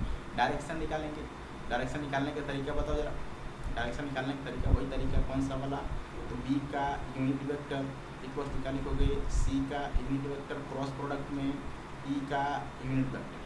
अब देखो सी आपसे बोला गया है, देखो स्पीड जा रही है किसमें, जेड का मतलब के कैप, जेड का मतलब के कैप, ये के कैप हो जाएगा, ठीक ना, के कैप क्रॉस। अब देखो इलेक्ट्रिक फील्ड आपको दिया गया क्या, इलेक्ट्रिक फील्ड जे में लिखते हैं आपको के क्रॉस जे। अब के क्रॉस जे क्या होता है जरा बताओ, ऐसे बनाओ आप, ये आई, ठीक ना, ये जे, ठीक है, और ये वाला के, ठीक ना। तो के क्रॉस जे क्रॉस के आई, के क्रॉस जे कितना माइनस का, हो गया माइनस का। इसका मतलब जरा बताइए, इसका मतलब ये है कि बी का जो वैल्यू आएगी, बताओ कितना आ जाएगा, बी नॉट यहाँ पर लिख देंगे माइनस, यहाँ पर लिख देंगे माइनस, तो माइनस बी नॉट, ठीक ना, साइन माइनस का B naught sine omega T, omega sorry omega नहीं के एक्स शायद के इंटू जेड दोनों होता है, दोनों फार्मूला सही है। तो के into Z minus omega into T, ठीक है, और डायरेक्शन यहाँ पर जाएगा आई के, तो हो जाएगा। अब सब कुछ जो है वैल्यू आपको पता है, तो बताओ अगर वैल्यू पता है तो बताओ यहाँ से बी की वैल्यू कितनी आ जाएगी। बी नॉट की वैल्यू हम निकाल चुके हैं 1.8 इंटू कितना 10⁻⁻⁷, ठीक ना। आगे बताओ के इंटू जेड, ठीक ना, minus omega into T, direction बोलो आई के, डायरेक्शन हो जाएगा आपका, ये आपका आंसर है, ये आपका आंसर है। आप आंसर पे जा सकते हो, कौन सा आंसर जो है करेक्ट हो सकता है, कौन सा आंसर हमारा करेक्ट हो सकता है, आप आंसर पर जा सकते हैं। चलिए देखिए जरा आंसर पर कौन सा आंसर करेक्ट हो सकता है। 1.8 माइनस वाला आई कैप मतलब fourth part is the right answer. 2026-28 जाते हैं, ठीक हो जाएगा। अगला क्वेश्चन देखिए, कह रहे हैं कि the electric field and N electromagnetic wave दिया गया है, मीडियम इक्वेशन दिया गया है, ठीक ना, कोई दिक्कत नहीं है। कह रहे हैं the reflective index of the medium, याद करो जरा एक फार्मूला मैंने पढ़ाया था, V equals to C by mu, V equals to C by mu, ठीक है, सी बाई म्यू है, म्यू का नाम होता है रिफ्रैक्टिव इंडेक्स, मीडियम का जो होता है रिफ्रैक्टिव इंडेक्स। तो V कैसे निकालेंगे, तो V को निकालने का तरीका क्या होता था, coefficient of time divided by coefficient of x. तो बताओ टाइम का कोफिशिएंट कितना है, तो 2 इंटू 10 रेज़ टू पावर 15, ये जो है टाइम का कोफिशिएंट है, और एक्स का कोफिशिएंट कितना है 10 रेज़ टू पावर 7, ठीक ना। जरा बताओ यहाँ से मैं पूछूँ कि V की वैल्यू कितनी आ जाएगी, तो 2 इंटू 10 रेज़ टू पावर, बताओ ऊपर कितना जाएगा, तो हो जाएगा बताओ जरा 8, कितना हो जाएगा 8। V की वैल्यू यहाँ वैल्यू को पुट कर दो जरा, तो 2 इंटू 10 रेज़ टू पावर कितना जरा बताओ 8 इक्वल्स टू सी की वैल्यू 3 इंटू कितना 10 raise to power 8 divided by क्या लिखोगे बताओ, डिवाइडेड बाई म्यू, बताओ यहाँ से म्यू की वैल्यू किसके बराबर आ जाएगी, ये आपस में कट जाएगा, मतलब 3/2, और 3/2 का मतलब म्यू की वैल्यू कितनी 1.5, ये हमारा answer 1.5 is the right answer, 1.5 is the right answer. कौन सा आंसर बताओ जरा, second part is the right answer 1.5। 2026-28 जनवरी, वही बोल रहा हूँ, मेरे मीडिया जी सवाल है। अगला देखो, कह रहे हैं कि the ratio of speed of electromagnetic wave in vacuum, vacuum में बताओ जरा कितना होता है, तो वैक्यूम में याद करिए जरा फार्मूला 1/√में, 1/√में आप लिखेंगे डायरेक्ट, 1/√में क्या लिखो जरा बताओ, 1/√में mu naught into epsilon naught, ये होता है, और ये वैल्यू बताओ कितनी होती है, हालांकि रहने दो, ठीक ना, इसको रहने दीजिए। और किसी मीडियम में क्या होता है, तो 1/, आप लिखेंगे 1/√में, 1/√में क्या लिखो जरा बताओ, mu R into epsilon 0r। अभी कहोगे सर म्यू आर क्या है, ठीक ना, तो म्यू आर जो है रिलेटिव परमेबिलिटी है। अच्छा एप्सिलॉन 0r क्या है, एप्सिलॉन 0r बोलिए, या इसी को जो है एक और नाम होता है, याद करो जरा, मैंने बताया था कि क्योंकि इसकी जो वैल्यू होती है वो होती है एप्सिलॉन नॉट, ठीक है, रिलेटिव परमिटिविटी, जिसकी वैल्यू हमें क्वेश्चन में दे दी कितनी जरा बताओ 3, कितनी दे दी गई है 3। आपको जो है ये वैल्यू म्यू आर और के की वैल्यू क्वेश्चन में दे दी गई है, ठीक ना, और ये भी दे दिया गया म्यू आर का जो है वैल्यू दे दिया गया 2 इंटू म्यू नॉट। हम वैल्यू को क्या करेंगे, वैल्यू को पुट करेंगे, वैल्यू को जरा पुट कर दो यार, वैल्यू को जरा पुट कर दो। जब वैल्यू को पुट करोगे बताओ कितनी आएगी यहाँ से, तो बताओ V की वैल्यू किसके बराबर, तो 1/√में, 1/√में बताओ कितनी आएगी, तो 1/√में ये हो जाएगा कितना 2 इंटू म्यू नॉट इंटू बताओ ये कितना हो जाएगा 3, तो कितना हो जाएगा बताओ 1/√में, 1/√में कितना 6 इंटू म्यू नॉट, कितना हो जाएगा 6 इंटू म्यू नॉट, ठीक है। और ये आप जानते हो यहाँ पर जो है एप्सिलॉन 0r होता है, यहाँ पर जो है के मतलब एप्सिलॉन ही होता है, रिलेटिव परमिटिविटी होती है जो होती है, एप्सिलॉन जो है एयर में कितना होता है 1 होता है, कितना होता है C/V का रेशियो पूछे हैं, C/V का रेशियो पूछे हैं, जरा डिवाइड कर दो। तो मैं आपसे पूछूं C/V का रेशियो कितना होगा, C/V का रेशियो, C की वैल्यू 1/, सब कुछ कट जाएगा यानी, तो 1/√में म्यू नॉट, ठीक ना, और ये ऊपर चला जाएगा √में बताओ कितना हो जाएगा 6 इंटू म्यू नॉट, सब कट जाएगा। इसका मतलब C/V का जो रेशियो आएगा ये √में कितना 6/1, कितना जाएगा 6/1, ये हमारा आंसर है, यही हमारा आंसर है 6/1, right.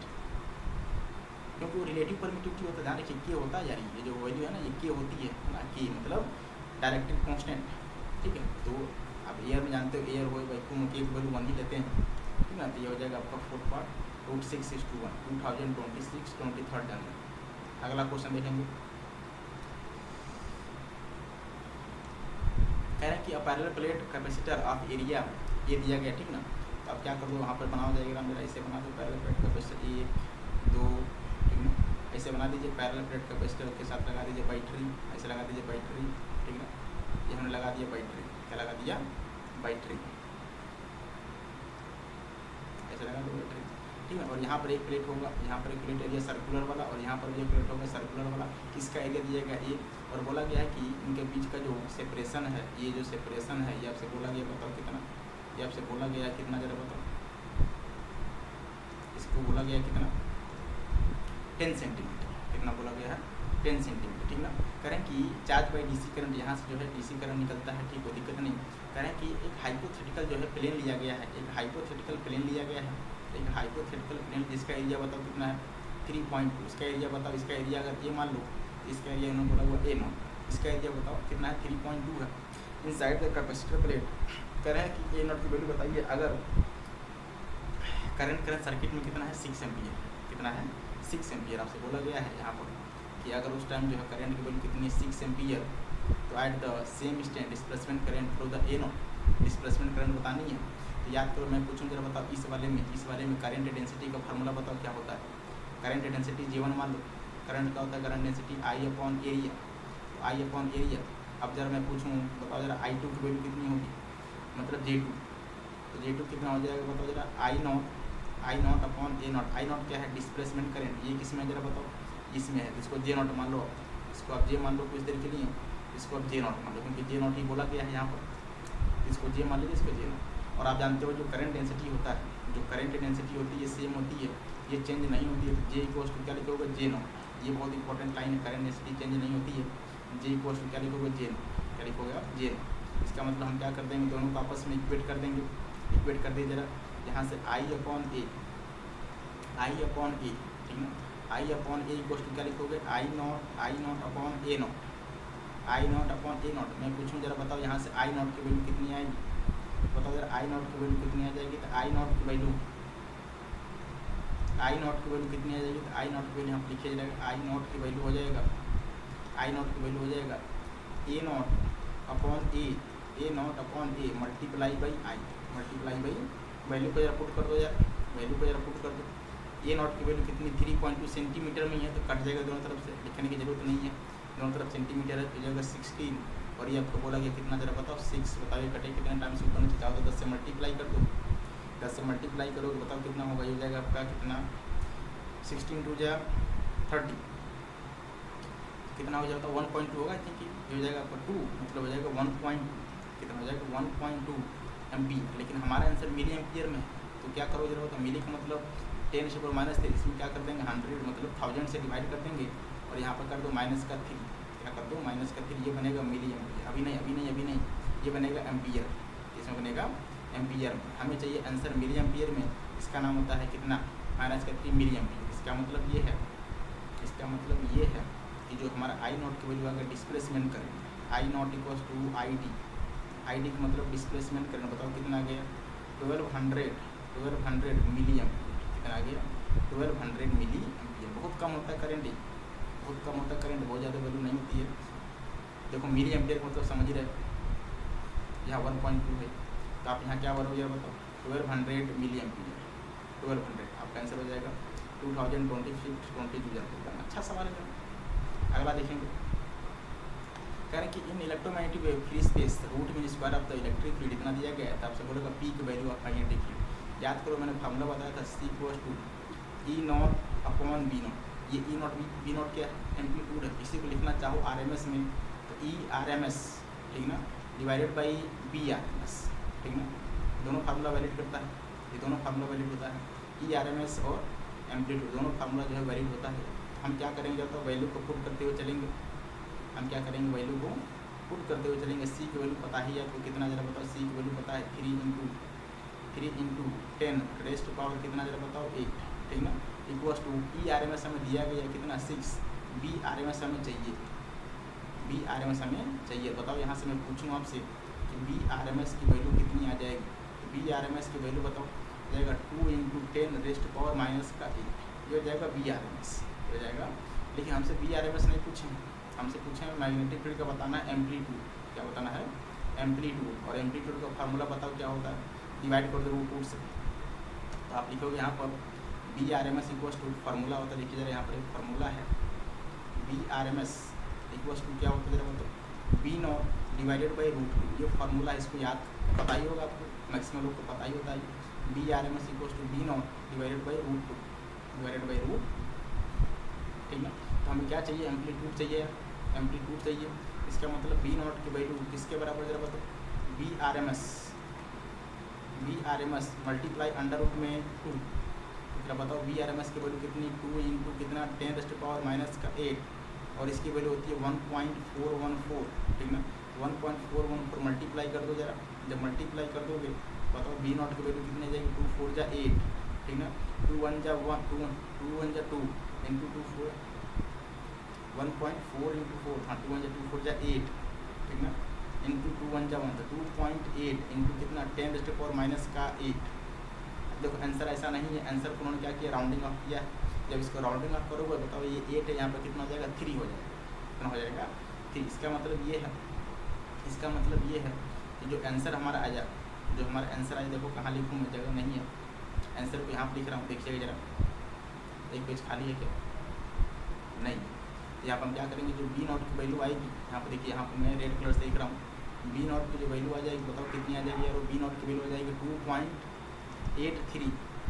2.83 into 10 rest power minus का 8 टेस्ला, ये हमारा जो है फाइनल आंसर है, ये क्या है हमारा फाइनल आंसर है, ठीक है, ये हमारा फाइनल आंसर है, क्योंकि राउंडिंग ऑफ करने के बाद ही जो है आंसर बन दिया हुआ है, तो राउंडिंग ऑफ करने के बाद ये हमारा फाइनल आंसर आया हुआ है, कितना जरा बताओ 2.83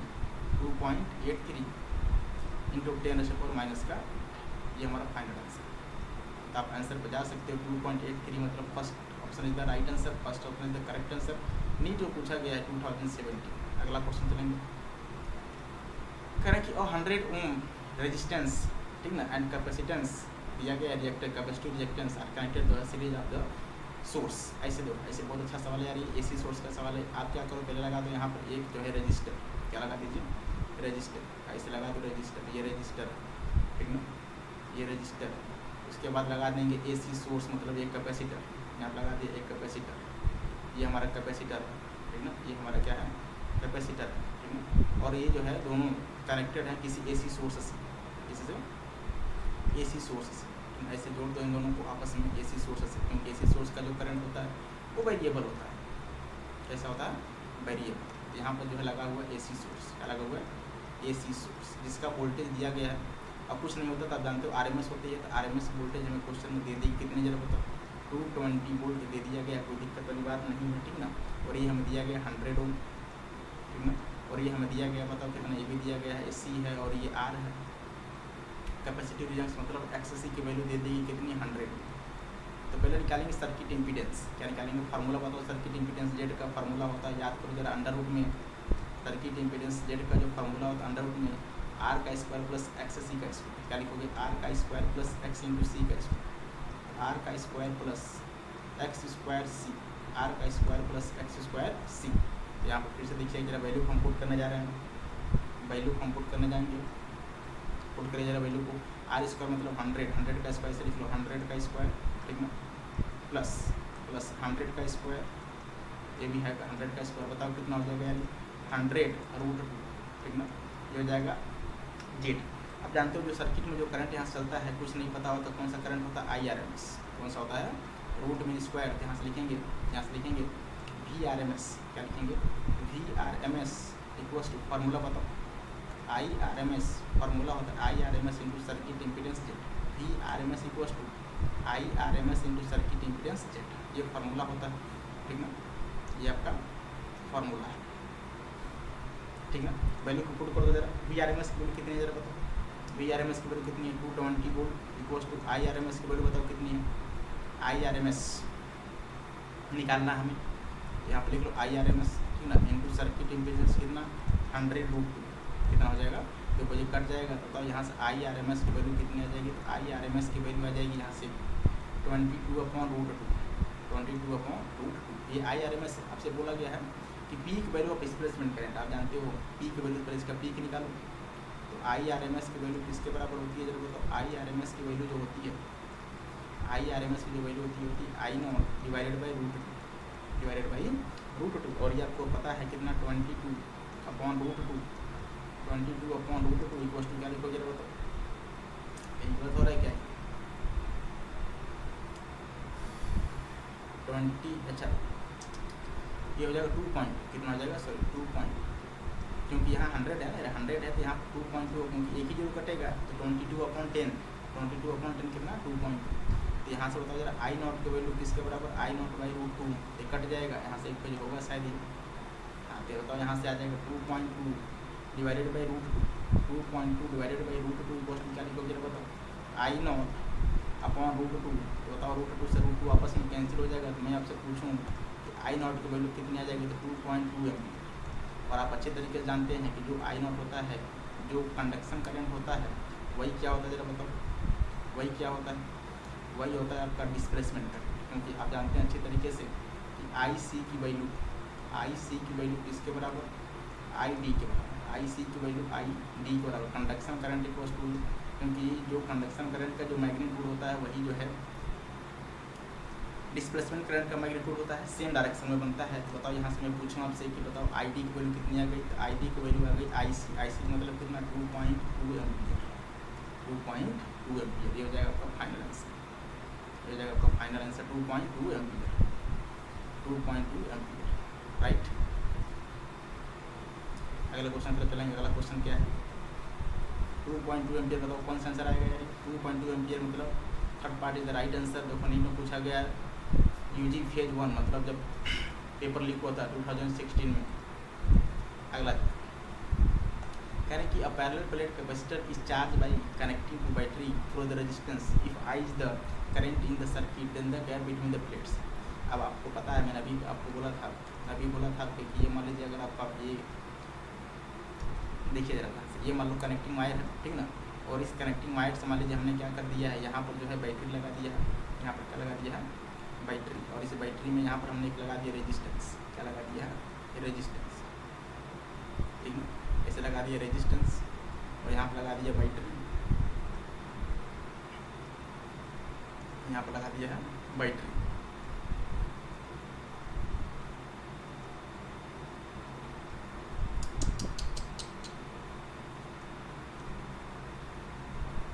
यहाँ पर लगा देंगे बैटरी, क्या लगा देंगे बैटरी, और यहाँ पर क्या होता है बताओ, सर्कुलर प्लेट होता है पहला, और यहाँ पर होता है दूसरा, ठीक ना। तो अभी कहा यहाँ पर जो करंट फ्लो करता है सर्किट में, यहाँ पर तो उसका नाम IC, यहाँ पर भी कितना IC, ठीक ना। लेकिन इनके बीच में जो करंट फ्लो करता है, हमने बताया था जिसको हम क्या करते हैं, मीडियम को हटा देते हैं और एक एक्सटेंशन वायर ऐड कर देते हैं, और इस एक्सटेंशन वायर में जो करंट फ्लो करता है उसका नाम बताओ ID, उसका नाम ID का मतलब डिस्प्लेसमेंट करंट, और IC की वैल्यू और ID की वैल्यू दोनों का मैग्नीट्यूड आपस में सेम होता है, ठीक है। IC की जो मैग्नीट्यूड होता है और ID का जो मैग्नीट्यूड है, दोनों की वैल्यू आपस में सेम होती है, और दोनों जो है सेम डायरेक्शन में ही होते हैं।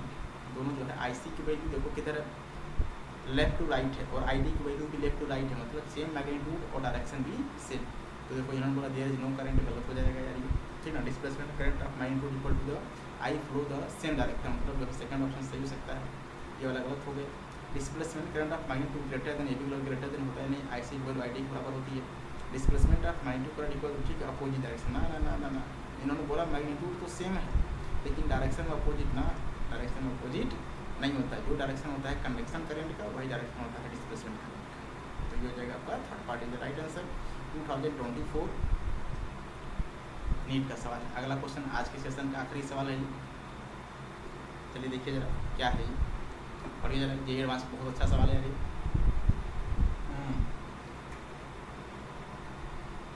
कह रहे हैं कि the electric field associated with an electromagnetic को सब कुछ दिया गया है, ई वैल्यू दी गई 2xi के, है ना, ठीक है। डायरेक्ट्रिक मीडियम है, कोई डायरेक्ट्रिक मीडियम दिया गया है 32x प्लस y का साइन इतना दिया गया है, ठीक ना। Which of the following option is are correct, speed of light in vacuum दिया गया है। तो देखो जरा अभी इस पर जाएंगे, पहले इधर देखो आप रिफ्रैक्टिव इंडेक्स आता है मीडियम, तो याद करो अभी मैंने बताया था फॉर्मूला V बराबर C बाई म्यू, V बराबर C बाई म्यू, तो लिखेंगे V बराबर C बाई म्यू। तो बताओ V की वैल्यू कैसे निकालोगे, तो V की वैल्यू कोफिशिएंट ऑफ मतलब ओमेगा अपॉन टी टाइम का, बताओ कितना है, तो यहाँ पर देख सकते हैं आप, ये हो जाएगा 5 इंटू कितना जरा बताओ, 5 इंटू 10 रेस्ट पावर कितना है 14 डिवाइडेड बाई के की वैल्यू, तो 10 रेस्ट पावर 7 रह जाएगा नीचे और 3 चला जाएगा ऊपर। इसका मतलब जो V की वैल्यू आ जाएगी ये 15, ठीक ना, इंटू 10 रेस्ट पावर कितना हो जाएगा जरा बताओ माइनस का 8, ठीक ना, ये आपका V की वैल्यू है। तो बताओ जरा V की वैल्यू हमें पता चल गई, तो निकालो जरा C की वैल्यू पता ही है, तो 15, ठीक ना, इंटू 10 रेस्ट पावर माइनस का 8 इक्वल टू क्या लिखोगे C की वैल्यू 3 इंटू कितना जरा बताओ, है ना, यहाँ पर देखो V की वैल्यू कितनी है ना ये, अच्छा 3 5 15,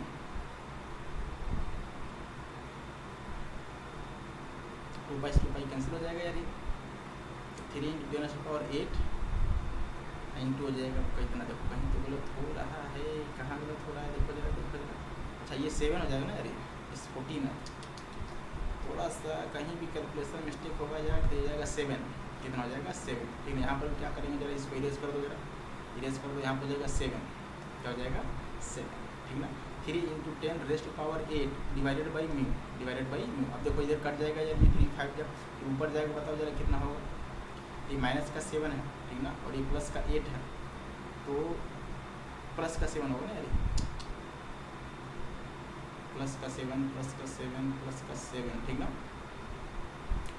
तो इसको क्या करेंगे जरा बताओ, कैसे लिखेंगे हम इसको, लिखने का तरीका ये है, यहाँ से आ जाएगा म्यू की वैल्यू जरा बताओ कितनी हो जाएगी 15 डिवाइडेड बाई 3, ठीक ना, ऊपर जाएगा बताओ कितना हो जाएगा यार 10 ऊपर -1, ठीक ना, या इसको लिख सकते हैं 15 डिवाइडेड बाई 30, 15 डिवाइडेड बाई 30 का मतलब जरा बताओ कितना हो जाएगा यार, फिर से कहीं गलत हो रहा है यार, देखो कहीं ना कहीं तो गलत हो रही है, कहाँ गलत हो रही है, V की वैल्यू इतना 3 5 जा, कहाँ गलत हो रहा है, इधर कहीं देखेंगे 7 है, ये 10⁻³ है, ठीक है ना, तो V बाई C, तो ठीक फिर हम E निकालेंगे, ठीक है, ये जाएगा आपका कोफिशिएंट है, तो कट जाएगा 2 पाई कट जाएगा, 10⁻7 ऊपर चला जाएगा और 3 चला जाएगा इधर, 5 इंटू 3 बताओ कितना हो जाएगा 15 और जाएगा 7, तो ठीक तो है, तो जाएगा 3 5 जा 8, तो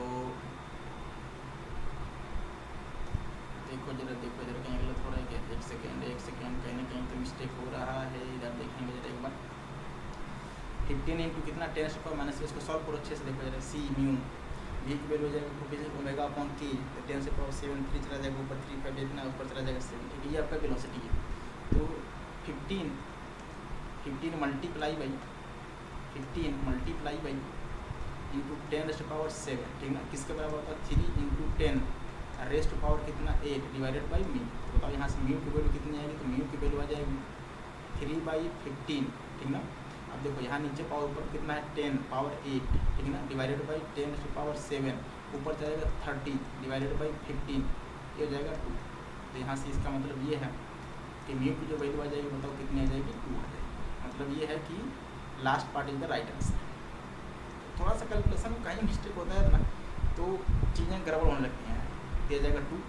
अब आपसे बोल रहे हैं वेव इज पोलराइज, ठीक है, पोलराइज होता है, इज द XY प्लेन में विद पोलराइजिंग एंगल, इतना बोला गया, तो हम निकालेंगे पोलराइजिंग एंगल, बताओ फार्मूला क्या है पोलराइजिंग एंगल का, तो tan थीटा y/x, तो y की वैल्यू बताओ कितनी है 1 है, और x की वैल्यू कितनी है 2 है, डायरेक्शन आपको दिया गया है, इसका मतलब बताओ यहाँ से थीटा की वैल्यू किसके बराबर, थीटा की वैल्यू tan इनवर्स 1/2, मतलब ये है कि जो आपका थर्ड ऑप्शन है ये गलत हो गया, थर्ड ऑप्शन क्या हो गया गलत हो गया, ठीक है, थर्ड ऑप्शन क्या हो गया रॉन्ग हो गया, मतलब थर्ड ऑप्शन रॉन्ग हो गया, ये वाला सही ऑप्शन है, ये वाला रॉन्ग है।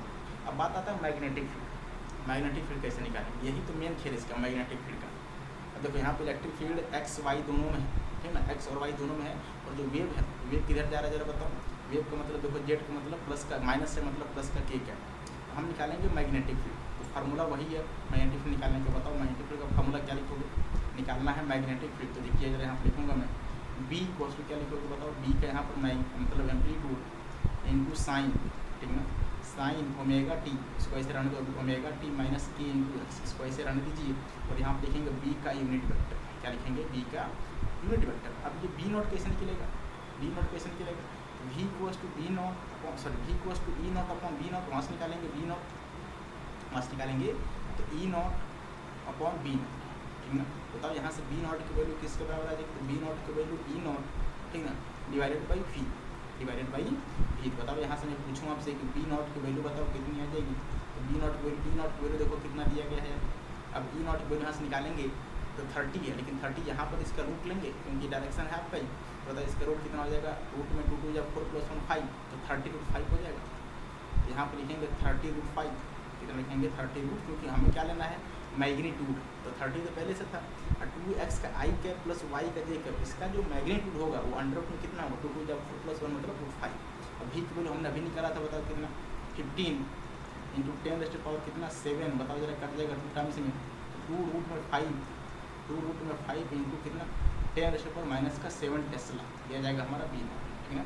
अब निकालना है हमें डायरेक्शन, डायरेक्शन निकालने के लिए याद करो मैंने क्या बताया था, B cap equals to C cap cross product E cap, ये निकालेंगे आप। हमें सब कुछ दिया गया है, तो बी कैप कैसे निकालोगे, सी कैप का मतलब बताओ किधर है, के कैप, आपसे बोला गया के में जेड में क्रॉस। अब ई देखो आपको दिया गया 2 का आई कैप प्लस का जे कैप, ये इसका क्या है बताओ जरा, यूनिट वेक्टर है, कैसे लिखोगे, वेक्टर डिवाइडेड बाई उसका मैग्नीट्यूड √5। अब देखो ये आपका ई क्या है, मैं आपसे पूछूं ई क्या है, ई का ये यूनिट वेक्टर है। यूनिट वेक्टर कैसे लिखते हो, वेक्टर डिवाइडेड बाई वेक्टर का magnitude, vector divided by vector का, और ये आपको पता है कितना 2i कैप प्लस जे कैप, आपको क्वेश्चन में दिया गया है, डिवाइडेड बाई इसका मैग्नीट्यूड कितना हो जाएगा 5 हो जाएगा ना। ये वैल्यू दी गई है, यहाँ पे इलेक्ट्रिक फील्ड की वैल्यू दी गई है 2xi + y, समझ गए ना। इसका जो है unit vector, vector divided by इसका मैग्नीट्यूड, ठीक ना। तो हम क्या करेंगे, इसको यहाँ से रिप्लेस कर देंगे क्योंकि जगह कम पड़ेगी, इसलिए मैं इसको यहाँ से रिप्लेस कर दे रहा हूँ।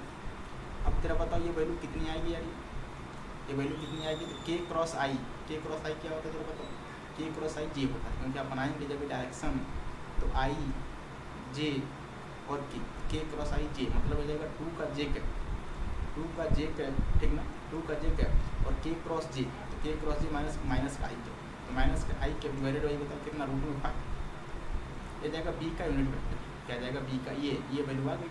तो वैल्यू को जरा पुट कर दो यार, ये वैल्यू को पुट कर दोगे बताओ बी की वैल्यू कितनी आएगी, तो बी की वैल्यू बी नॉट की वैल्यू आप निकाल चुके हो कितना 2√5, 2√5 इंटू कितना 10⁻⁴ बताओ कितना है 2√5 इंटू जरा गलत हो रहा है क्या करें, हाँ ठीक, 2√5 इंटू 10⁻⁻7 इंटू साइन आगे बोलो जरा, आगे ओमेगा टी माइनस की एक्स, ऐसे थोड़ा सा गड़बड़ हो रहा है राइटिंग, ओमेगा टी साइन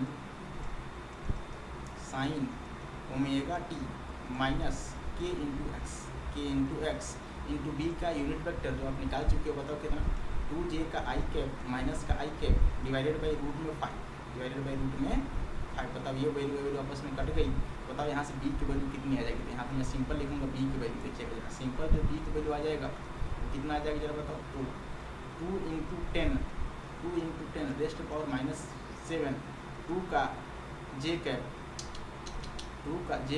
यहाँ पर लिखेंगे 2 का जे कैप, ठीक ना, माइनस का आई कैप, ठीक ना, into sine omega T minus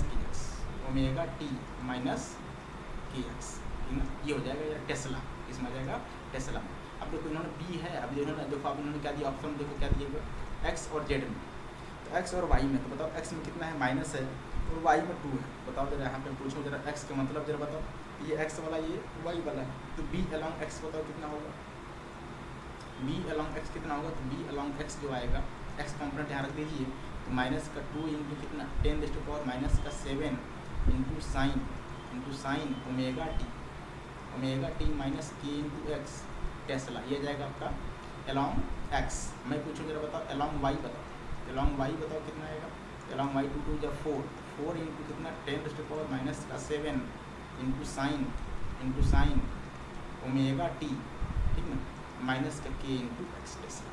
अब आप यहाँ से मैच कर सकते हो कि बी की वैल्यू माइनस में आ रही है, यहाँ पर वाई वाला 4 आ रहा है, तो कौन सा आंसर इसका मैच कर सकता है, माइनस वाला ये 4 वाला जो कोई माइनस है यहाँ पर 4 होना चाहिए, 4 होता है तो ये भी सही होता है। वेबर पर मीटर स्क्वायर या टेस्ला दोनों बात आपस में बराबर है, मतलब ये वाला ऑप्शन गलत हो गया, ये वाला ऑप्शन सही हो गया क्योंकि माइनस है। यहाँ वाई वाला भी सही होता है कब, जब यहाँ 4 होता है, 4 यहाँ नहीं है। अब ये वैल्यू तो आप वहाँ लिख लेना है, ठीक ना, ये ओमेगा का वैल्यू है पूरा और ये आपका के की वैल्यू पूरा, ठीक ना, ये मैंने नहीं लिखा है, ये सेम रहता है, दोनों सेम है। तो इसका जो है करेक्ट ऑप्शन हो जाएगा फर्स्ट और फोर्थ, मतलब first and fourth is the right answer. जब जी एडवांस कितना बेहतरीन सवाल है, कितना बेहतरीन सवाल, 2023 पेपर 2 का सवाल है। पेपर 2 का सवाल लगाने के लिए जिगर होना चाहिए, जिगर। कठिन होता है पेपर 2 का सवाल, बहुत कठिन होते हैं, पेपर 1 के भी होते हैं लेकिन 2 के ज़्यादा कठिन होते हैं। पेपर 1 का देखा था ना, पहला क्वेश्चन पेपर 1 का था।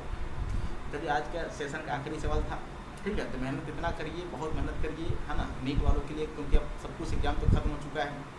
जे एडवांस का पेपर आज था, आज खत्म हो जाएगा, बचेगा एक एग्ज़ाम नीट का।